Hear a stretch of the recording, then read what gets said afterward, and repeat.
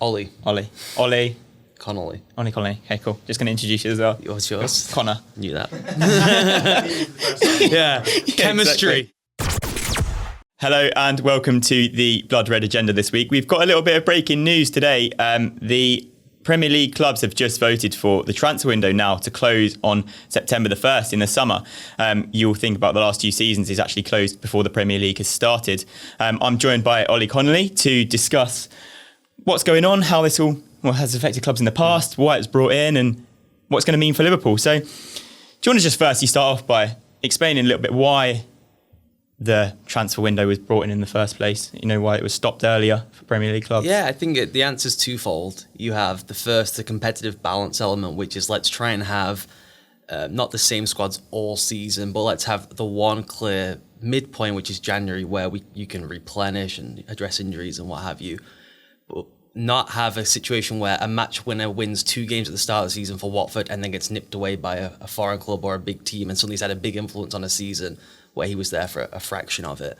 And the biggest thing just being disruption to the clubs in general. You have situations with Van Dijk, Odin Wingy famously in the past where the player basically checks out, he thinks the move is happening, the season has started, and then maybe he doesn't move, maybe he does move, and managers just don't know when they do their team sheet on the first day of the season, is this player even going to be here in a fortnight? Yeah, exactly. It's obviously, you know, really important for managers to know who they're going to be working with for the season ahead. And we were talking just before this video started about when Roberto Martinez was kicking off, I think it was in 2014, about how, you know, big clubs were coming in and poaching from, well, so be it smaller teams.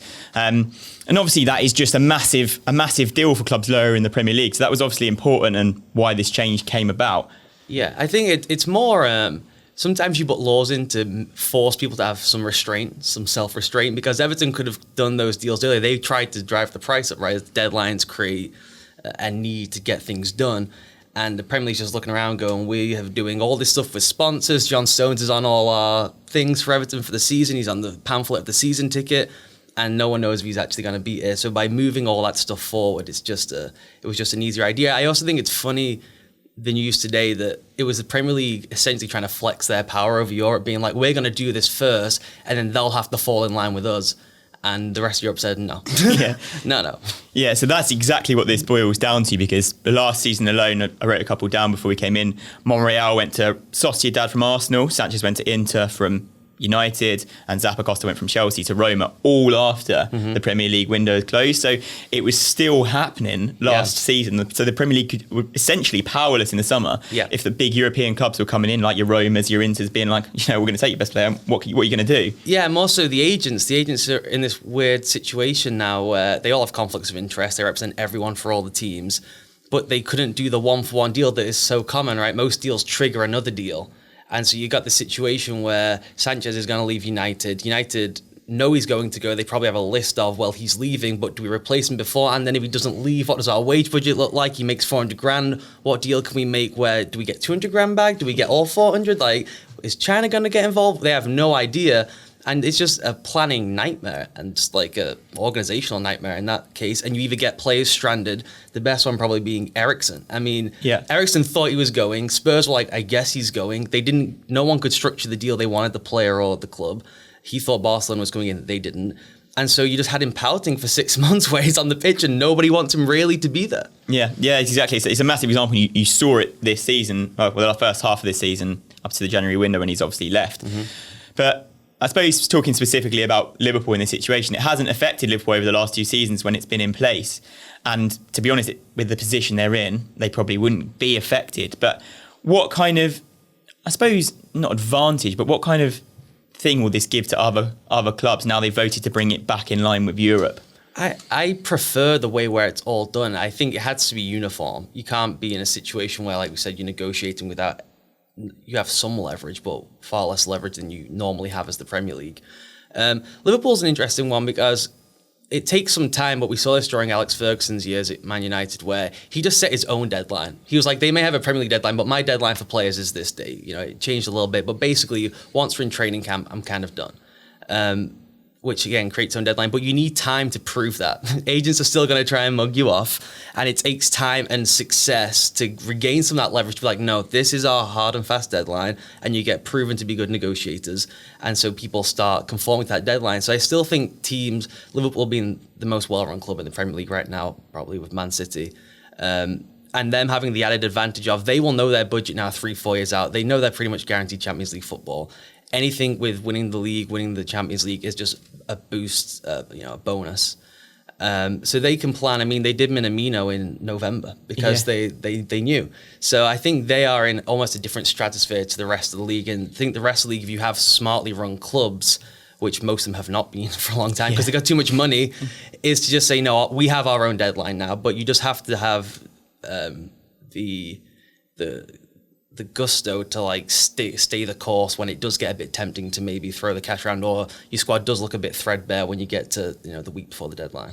Yeah, but that's just it. I think you revert back to Manchester United there, and that's an interesting point because you think about Liverpool and City and how they are now. They can set their own deadlines because of the standard of players, because of where they're going to be playing, because of what they're going to be winning. Players want to come rather than players want to leave. So the fact is, if the Premier League deadline's closed, clubs in Europe aren't going to be able to pinch players from City, aren't going to be able to pinch players from Liverpool now, just because of the standard they are. But I think this might give other teams a bit more an advantage in terms of they won't have any of their players. I know Monreal, Sanchez, etc. aren't like your total out-and-out stars, but they are still very, very good players at clubs that have left without clubs being able to react to that. So I think this will help other clubs in the Premier League rather than Liverpool specifically. Yeah, well, the Sanchez one is a good example because they're already saying he's going to come back next season now, which is hilarious because no one wants him really anyway. To say you're going to recall your own player when the loan expires is an odd one. But given the injuries they've had, they probably would have maybe decided, let's just keep him and just see how it goes. The deal they got was pretty terrible at the end of the day. So yeah, I think it's interesting. I do think it affects teams lower down the league more, and it's more, as you said, it's the incoming, it's the recruitment, I think, more so than going out.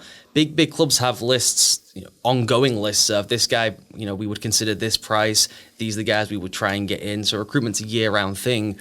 I think it impacts if a player has a amazing start to the season that maybe he gets, and a team has considered him, and then it sets in their mind a team a little bit up the table from maybe a relegation battle. Okay, let's go try and get him now. So I think that's where the conflict's going to come in. I much prefer having it wrapped up before the thing. I mean, it's great for content. We get 2 more weeks of transfer nonsense, and it definitely has to be in line with Europe because it's just a tough place to negotiate from. But I preferred it when it was done before the start of the season. Yeah, it certainly reverts back to your point though, doesn't it? I mean, it was probably a really good idea from the Premier League to try and get it done before so everyone knows exactly what squad they're working with. But if Europe don't conform, if your big clubs around your La Ligas and your Serie A's, you've got absolutely no choice, have you? Do you think they really wanted more time because they don't have the budget of the Premier League and it was a bit of a market inefficiency? Like, now everything's going to drop. We got a fortnight where Premier League's not involved anymore, or do you think it was just kind of a screw you message to the Premier League? I think it's probably a little bit of both, to be honest. I think they probably look at the Premier League like it's the richest league in the world, it's the most well-watched league in the world, it's everything they want to be, essentially.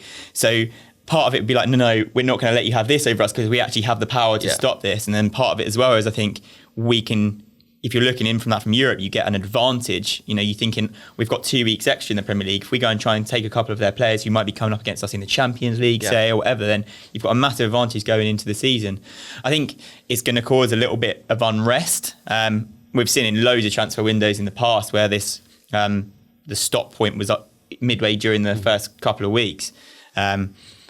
Where players are going here, there and everywhere. But I think that's just something the Premier League and lower league managers are going to have to, or lower team managers are going to have to live with if they want to carry on competing with Europe and being in that same sort of standard and not having your players pinched elsewhere. You're going to have to deal with the Premier League clubs as well. There was this weird, a rumour of a hybrid system, which I actually think could work quite well. It gets a bit bogged down in details where they would have a domestic window shut so players couldn't move between clubs, which is the thing that I think is a bit strange about when you start playing games. Again, we already have one in the middle point of the season, but it is a lot farther into the year than it is after 2-3 games. It's a lot more settled, isn't it? Yeah, of course. And it just feels like the player is more part of that team. If he's there he did his stints at half and half, then he did a couple there, and then most of the season elsewhere.